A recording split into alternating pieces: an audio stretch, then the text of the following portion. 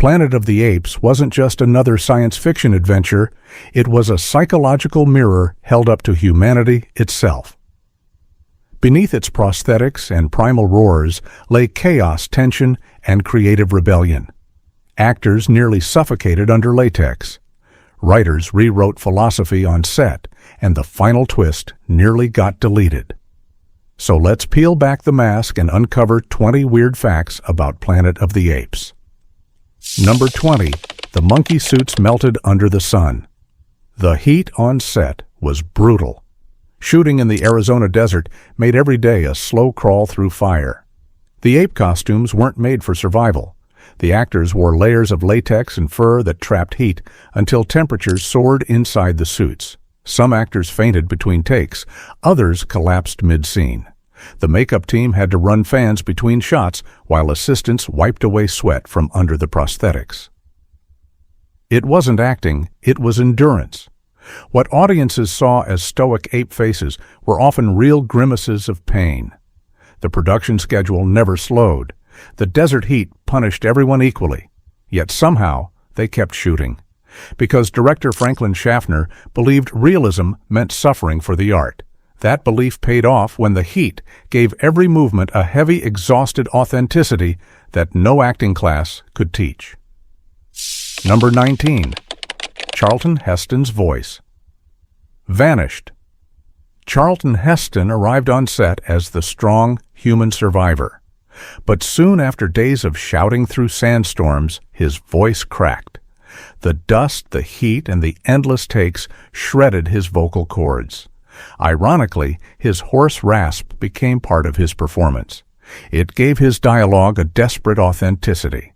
He wasn't faking exhaustion, he was drowning in it.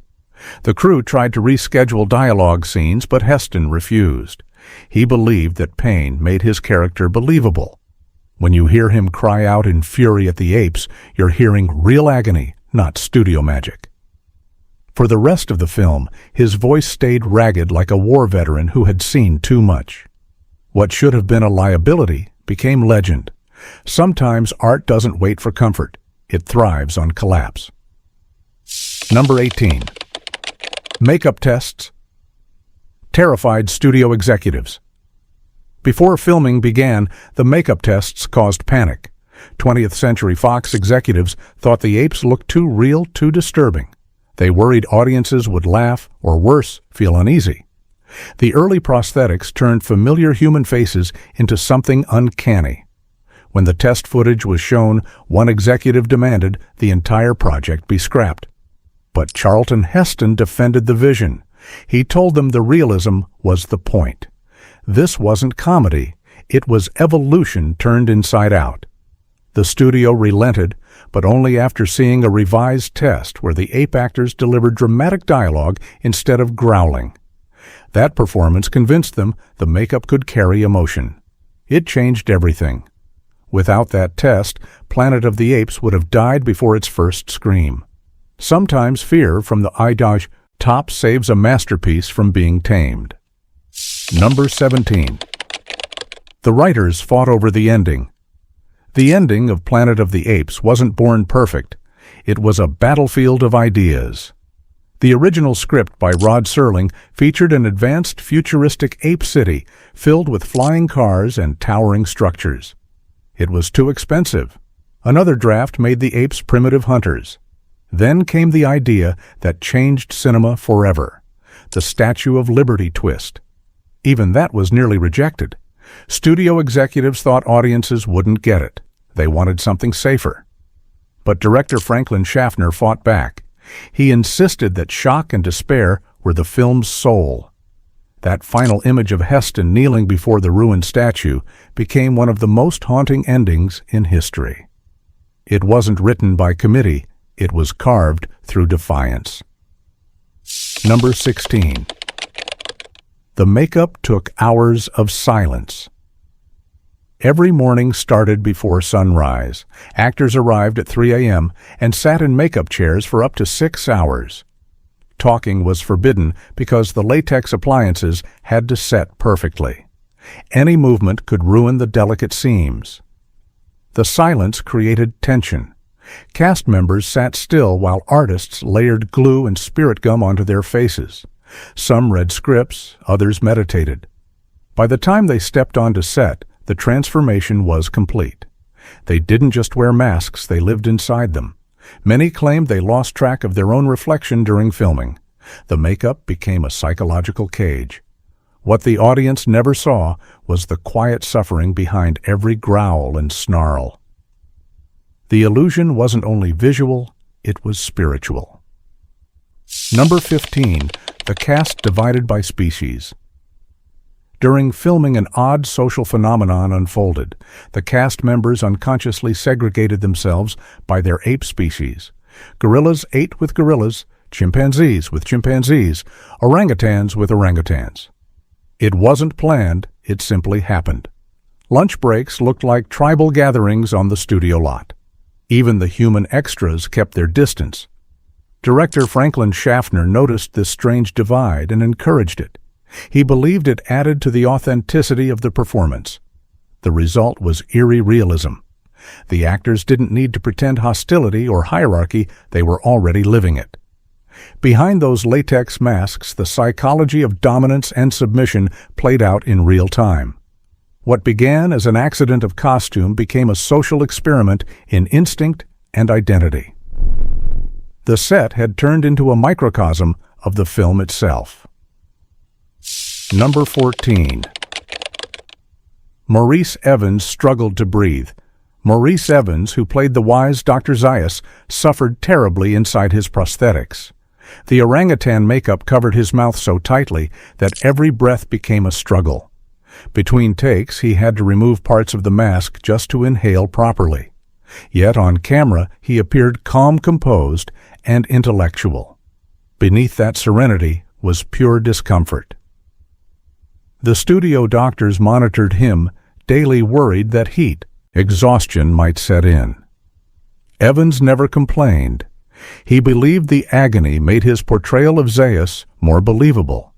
That sense of moral restraint came from literal suffocation. When he delivered the line about humanity's arrogance, it carried more than performance, it carried survival. Evans turned physical torment into cinematic poetry. Number 13. Linda Harrison fought for her role. Linda Harrison played Nova, the silent human companion to Heston's character. But her casting wasn't smooth. The studio saw her as inexperienced. Rumors spread that she was only chosen because of her relationship with producer Richard Zanuck. Yet Harrison proved every critic wrong. She endured the same brutal desert conditions and performed long takes without dialogue to rely on. She had to convey emotion purely through eyes and expression. Her performance became hauntingly primal. The crew often forgot she wasn't mute in real life. Even Heston praised her subtle power on screen. What looked like simplicity was discipline. Harrison transformed skepticism into silence that spoke louder than words. Nova might not have lines, but she stole entire scenes through stillness alone. Number 12. The ape makeup changed cinema forever. John Chambers, the makeup genius behind the Apes, revolutionized Hollywood with his techniques. Before Planet of the Apes, prosthetic makeup was rigid and lifeless. Chambers created flexible pieces that allowed facial movement, giving the actors emotional range. He crafted thousands of masks by hand, designing separate molds for each species. The process took months of trial and error.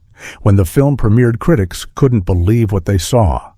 The creatures didn't look like men in masks, they looked alive.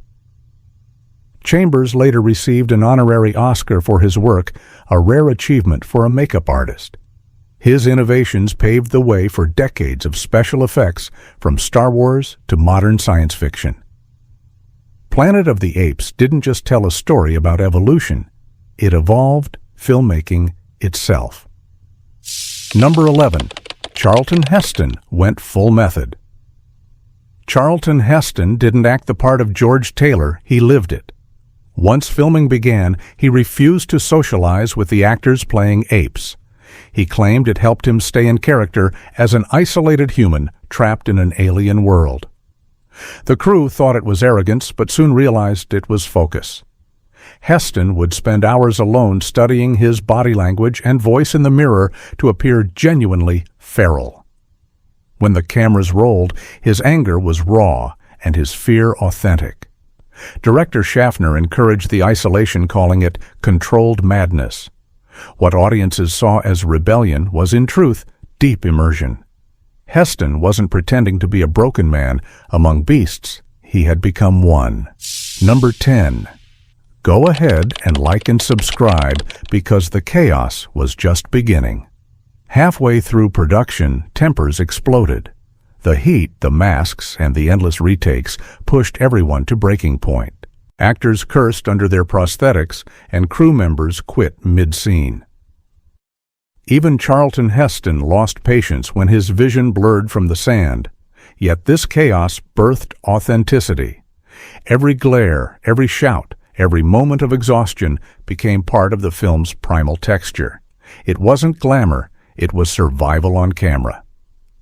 So before we dive into the next shocking secrets, go ahead and like and subscribe because the madness only deepens from here, and the final might make you rethink the entire ending. Number 9. The ape language had real rules. The ape dialogue wasn't random growling. Screenwriter Michael Wilson created a linguistic system with its own syntax and idioms. He wanted the apes to sound civilized within their world, not like parodies of humans. Actors were trained to enunciate through rubber jaws and muffled latex, which turned every line into a technical nightmare. Philologists were even consulted to make the speech patterns consistent among species. Chimpanzees spoke quickly and analytically. Orangutans used formal measured tones. Gorillas barked commands with blunt rhythm. This attention to sound design gave the world its eerie believability.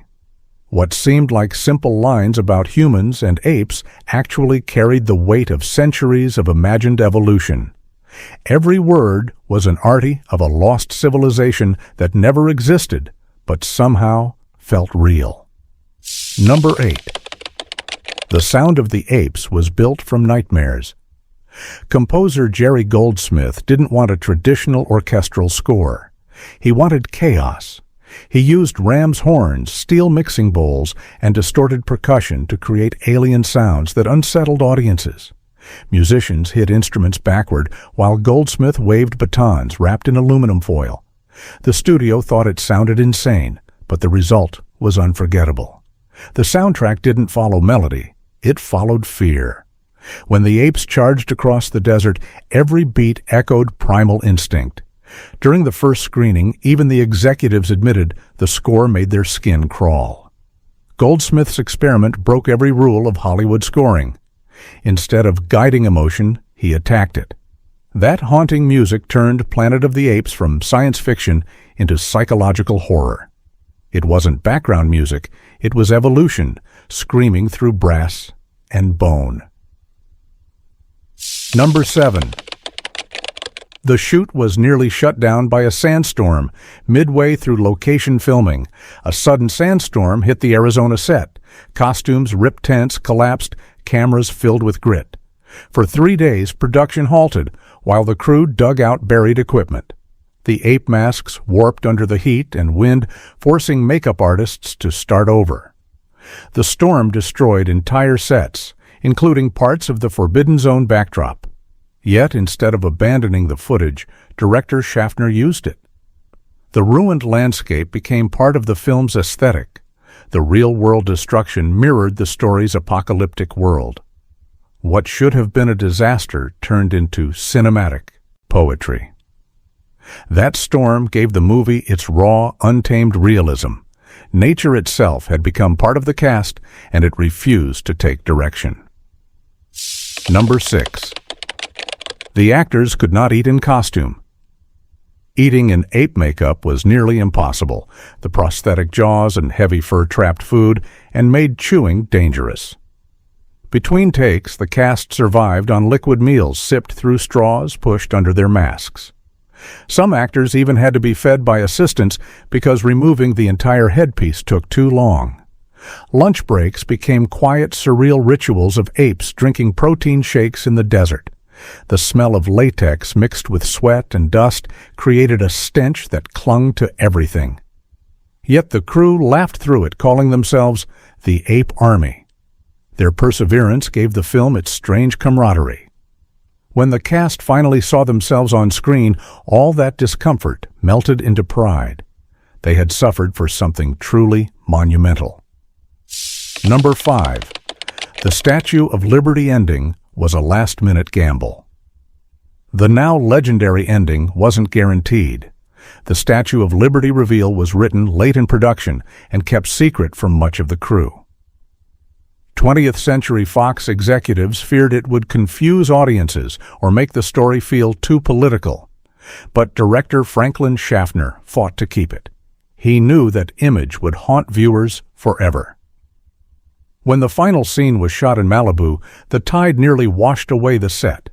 The prop was only a partial statue built from plaster and metal skeletons. Heston delivered the line kneeling in the surf as waves crashed around him. That shot became one of cinema's most iconic moments. What almost drowned that day became immortal. It wasn't just an ending, it was a revelation carved from risk and defiance. Number 4. Makeup artists were treated like machines.